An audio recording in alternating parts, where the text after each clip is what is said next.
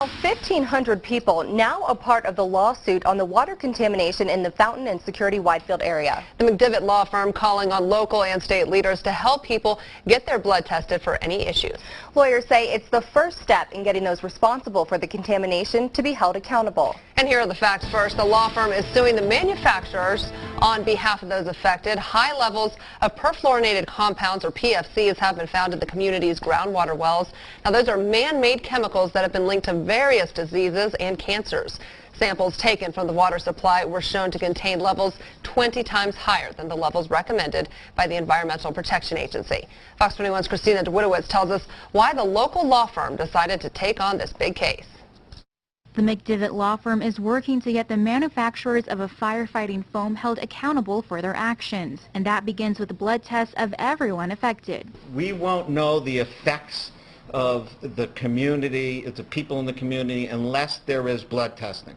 What we've seen in other communities where the blood testing has occurred is high levels of PFOA in a majority of the people whose blood who was drinking the water. While similar cases have been reported in New Hampshire, Vermont, and upstate New York, the law firm says the Fountain and Security Wiedfield area is a community that has more people drinking perfluorinated compounds than any other affected place in the country. There may be connections between the fact that your water table, your aquifers, are as low as 70 and 80 feet below the surface of the ground, right in the area where they're pumping the fire retardant materials with PFOAs into the ground. The lawsuit claims fire retardant used in trainings by Peterson Air Force Base have seeped into the ground for decades. Apart from health, the contamination is also affecting property values. People don't want to buy a home in an area that is getting this drinking water from contaminated wells. The law firm says those affected deserve compensation for both property damage and adverse health conditions caused by the PFCs. Steps can be taken to recover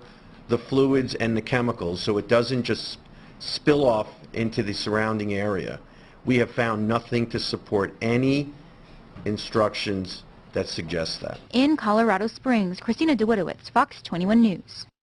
Now, the law firm says this lawsuit is not a war with the federal government or the Air Force, but solely with the manufacturers of the firefighting foam. And later at 10, we'll tell you why they decided not to sue the Air Force and why they're not holding them responsible.